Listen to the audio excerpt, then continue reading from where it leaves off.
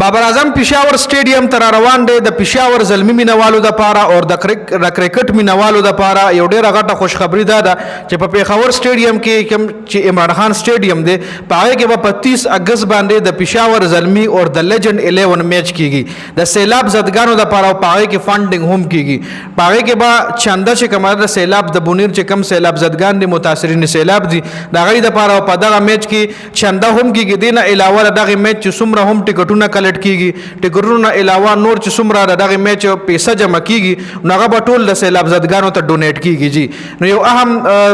خاص ټپ ته چې چا هم دا سټپ اوچت کړی آیا جاوید افریدي اوچت کړی یا نور ورسره هم څه کسان شته نو الله پاک ته هغوی له دې سبب ورکړي چې د سیلاب زدګانو دپاره دا یو میچ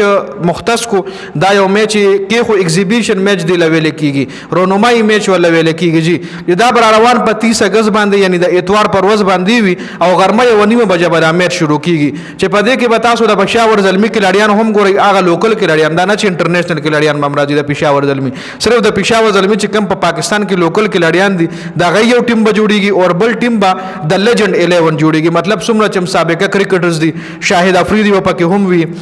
شاهین افریدي او خیر شتره نه خو په دوبۍ کې د میچز دی ټرای نیشن سیریز کې نو کم چې د پاکستان اهم کلاډیان دی خو الریډي په دوبۍ کې دي هغه خو دې میچ کې شرکت نشي کولای خو چې کم کلاډیان اویلیبل په پاکستان کې به شرکت کوي سابقه کلاډیانو کې شاهد افریدي شو کامران اکمل شو عبدالرزاق شو کېدې شو بختر هم راشي نور هم داسې زاړه کرکټر تراشي او د دې میچ حصہ جوړ شي او دا میچ په د پېښور زلمي ټیم سره وي نو شایقین کرکټ په خامخا ځي دغه میچ په ګوري انجوای کوي به ډېر باري تعداد سره به ټیکټ هم خرڅېږي ځکه بابر اعظم را روان دی د بابر اعظم 80% چانس چې په دې میچ کې به شرکت کوي د شاهد افریدي هم 80% چانس چې میچ ته به راځي خامخا به راځي نور بیا د هغه وس خبره ده که خدای مکه داسې څه مسلې وي یا د لارې څه مسله وي نو بیا کېدای شي را نشي خو لکه دا داسې انټرنیشنل میچ نه شي دی له به 2 ورځې مخکې راځي او پېښور زلمي کلاډیان به په پېښور کې په هوټل کې سټې کوي او بیا به میچ پر ورځ ګراوند لځي نه چې د میچ پر ورځ به هم دا کلاډیان پېښور له ځان را رسوي او دغلته به دی دغه رونمایي میچ کوي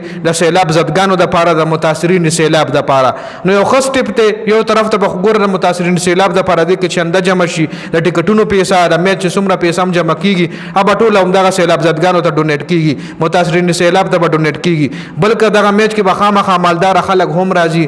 ماډریټ خلک په هم راځي